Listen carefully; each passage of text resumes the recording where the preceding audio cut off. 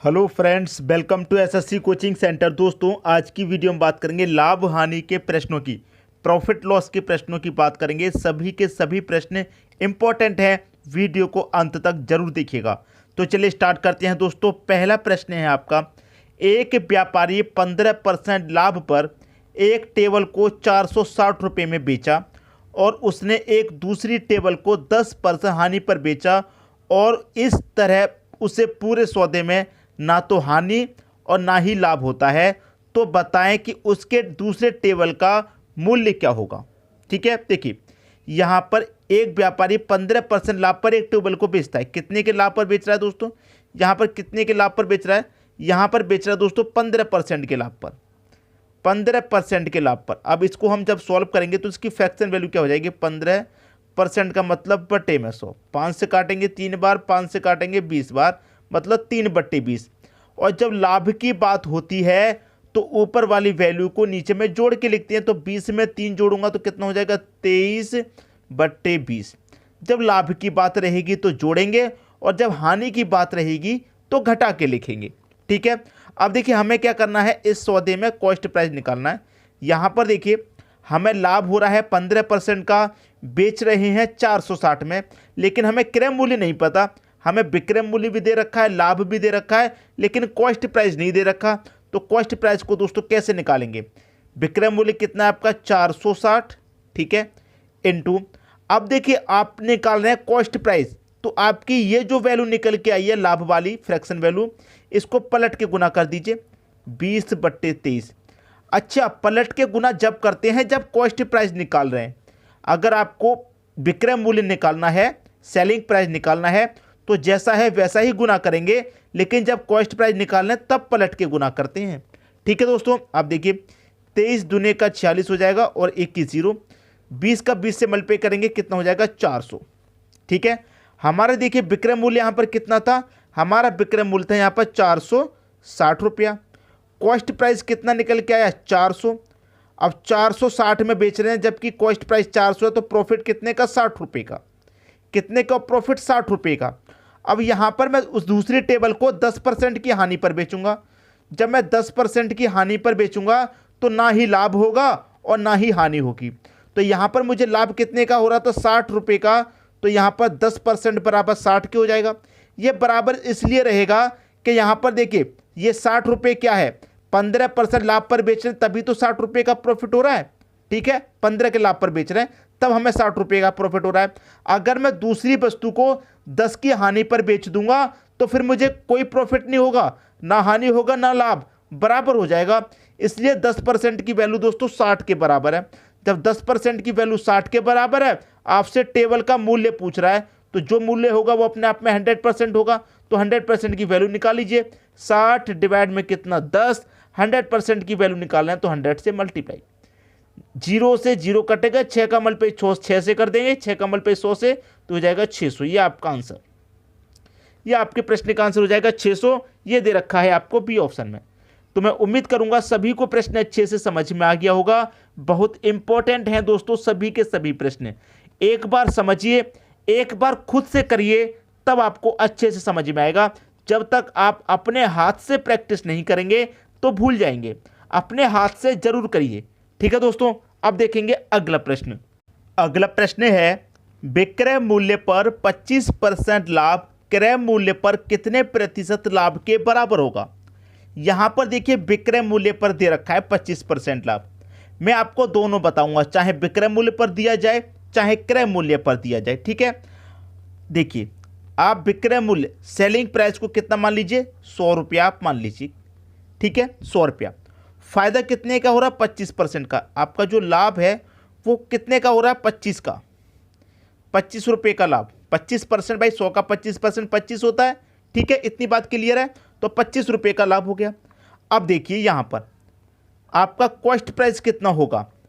आप कोई भी चीज़ को 100 रुपये में बेच रहे हैं और उस पर लाभ हो रहा है 25 रुपये का, तो हमारा कॉस्ट प्राइस कितना होगा? वैल्यू कितनी होगी? 75 रुपया ही तो होगी भाई। 75 की चीज़ को हम 100 रुपये में बेच रहे हैं तभी तो 25 रुपये का लाभ हो रहा है। क्लियर इतनी बात? अब क्या पूछ रहा है आगे समझिए, क्रय मूल्य पर कितने प्रतिशत लाभ के बराबर है? किस पर? क्रय मूल्य पर। क्रय मूल्य मतलब कॉस्ट प्राइस, और कॉस्ट प्राइस का मतलब 100% का मान आपसे पूछ रहा है। क्लियर इतनी बात? तो देखिए कितने का प्रॉफिट हो रहा है, आप बोलेंगे सर 25 का प्रॉफिट। कितने पर हो रहा है? 75 पे हो रहा है, क्योंकि कॉस्ट प्राइस 75 है। लाभ निकालिए चाहे हानि, आप अच्छे से जानते हैं कॉस्ट प्राइस पर निकलता है। आप समझिए, यहां पर तो समझ में आ गया भाई, 75 की चीज को 100 में बेचना है, 25 का फायदा। हम निकाल लें 100% का मान, तो 100 से गुना कर देंगे। अब इसे कटा लीजिए, 25 त्रिक का 75, 25 चौके 100। 25 का मल्टीप्लाई 4 से करूंगा, 100 हो जाएगा, बट्टे में 3, 3 से मैं इसको काटूंगा, 100 को कितनी से कटेगा? 33 सही 1/3% में कटेगा। 33 सही 1/3%, ये आपको मिलेगा बी ऑप्शन में। ये आपका आंसर हो गया। तो ये हमने क्या निकाला है? क्रय मूल्य पर। अगर विक्रय मूल्य पर निकालने को कह देता तो कैसे निकालते, उसे समझिए। हमसे सेलिंग प्राइस पर दिया गया तो हमने सेलिंग प्राइस को 100 मान लिया। कॉस्ट प्राइस पर दिया जाता तो हम कॉस्ट प्राइस को 100 रुपया मान लेते। ठीक है, तो हमें कॉस्ट प्राइस 100 रुपया मान लिया, तो हमारा लाभ कितना है भाई? 25 का लाभ है, तो 25 रुपये का हमारा लाभ हो जाएगा। ठीक है, अब देखिए 100 रुपये की चीज को 25 के लाभ पर बेचेंगे, तो इसका मतलब सेलिंग प्राइस कितना हो जाएगा हमारा? 125 रुपया हो जाएगा। ठीक है, 125 रुपया। अब हमसे क्या पूछ रहा है यहाँ पर? Selling price. यहाँ पर हमने निकाला तो कॉस्ट प्राइस, यहाँ निकालेंगे हम सेलिंग प्राइस। तो सेलिंग प्राइस कैसे निकालेंगे? कितने का फायदा? आप कहेंगे सर 25 का फायदा। कितने पर? 125 पर। गुने कितना? 100 कर देंगे। कटाइए, 25 से 125 कटेगा 5 बार में, और 5 से 100 कटेगा 20 बार में। 20% आपका आंसर आ जाता अगर आपको सेलिंग प्राइस पूछा जाता तो। लेकिन कॉस्ट प्राइस के बराबर पूछ रहा है, तो 33 सही 1/3% आपके प्रश्न का सही आंसर। उम्मीद करूंगा कि सभी को अच्छे तरीके से प्रश्न समझ में आ गया। अब देखेंगे अगला प्रश्न।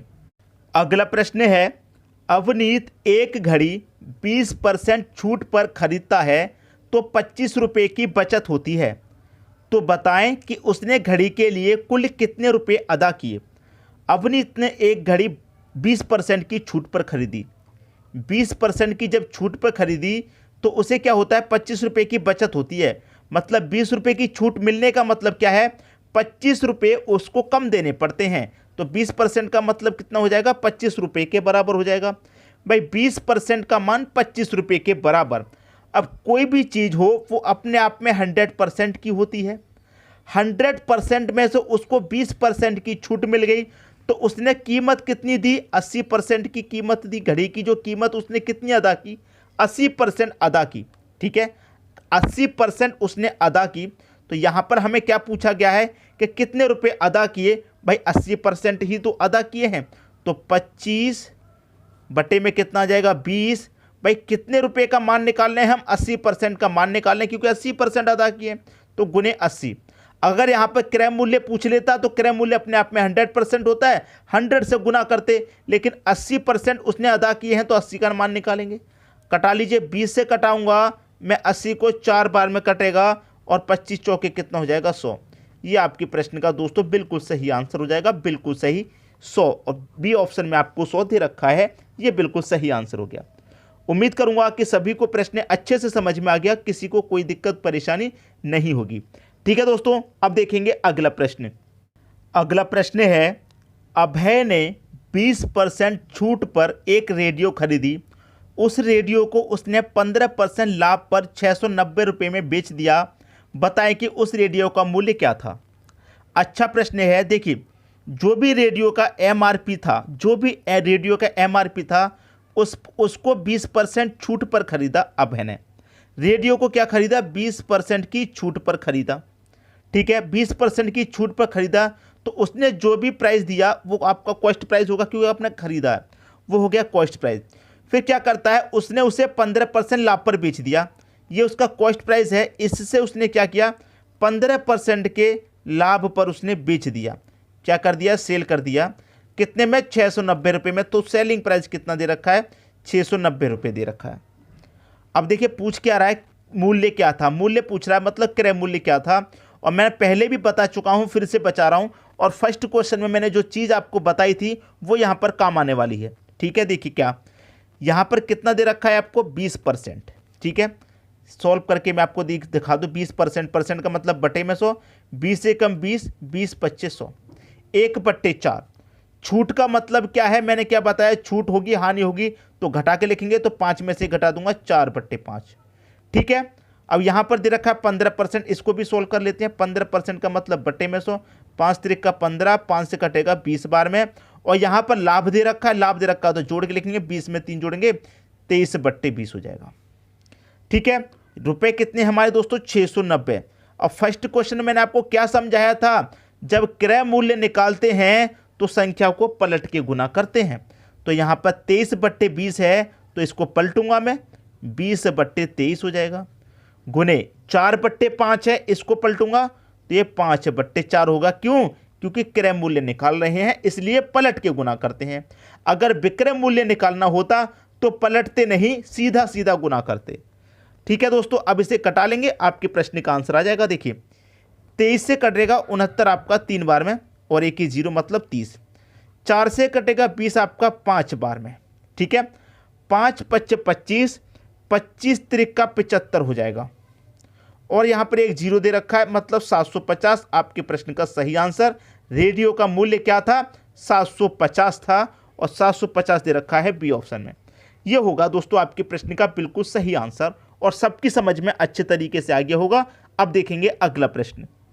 अगला प्रश्न है, इकबाल अपने वस्तु पर कितना मूल्य अंकित करे कि उस वस्तु पर 6 सही 1/4% छूट देकर बेचने के बाद भी उसे 5% का लाभ हो।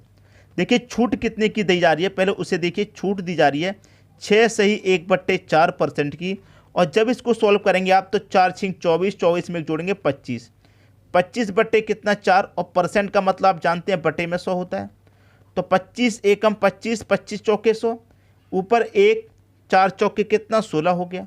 ये किसकी बात हो रही है, छूट की। जब छूट की बात होती है तो नीचे में ऊपर घटा के लिखते हैं, 16 में से घटा दूंगा 15 बट्टे ये 16 हो जाएगा।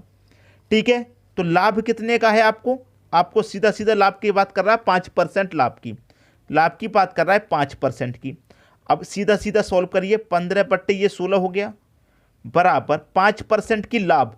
भाई लाभ को क्या करते हैं, 100 में जोड़ के लिखते हैं, तो 5 को मैं 100 में जोड़ के लिखूंगा, इसका मतलब 105 हो जाएगा।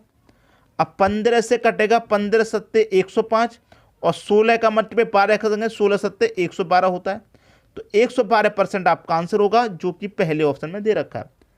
ठीक है दोस्तों, क्लियर हुई बात। उम्मीद करूंगा कि सभी की समझ में अच्छे से प्रश्न आ गया होगा। यहां पर आपसे पूछ रहा है कि कितना मूल्य अंकित करे, वो 112% अंकित करेगा, तब जाकर के उसे क्या होगा, 5% का लाभ होगा। तो सभी की समझ में अच्छे से प्रश्न आ गया होगा, किसी को कोई समस्या यहां पर नहीं होगी। ठीक है दोस्तों, वीडियो देखने के लिए आपका बहुत बहुत धन्यवाद।